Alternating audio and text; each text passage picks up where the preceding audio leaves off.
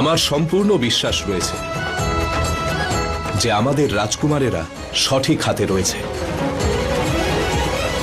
শ্রেষ্ঠ শুধুমাত্র জ্ঞান নয়, এমনই সুপাত্র থেকে থাকে, তাহলে অবশ্যই আমাদের কুমারদের ভবিষ্যতের জন্য আমাদের নিশ্চিন্ত থাকা উচিত।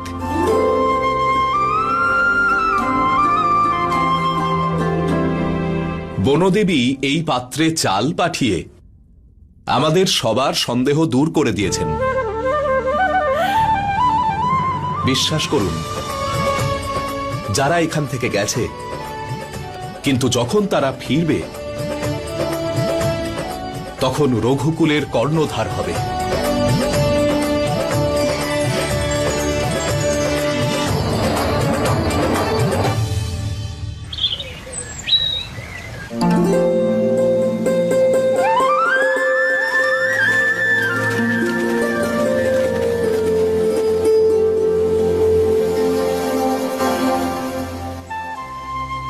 শ্রীরাম, নিয়তি যা করে ভালোর জন্যই করে।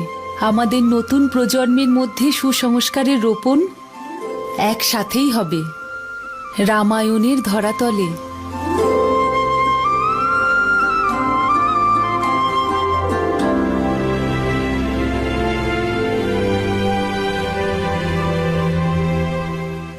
আমাদের পথ ছেড়ে দাও লবকুশ।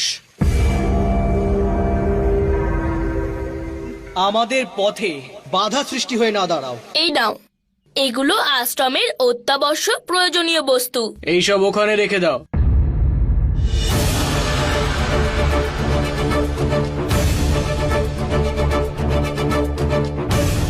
ঠিক আছে।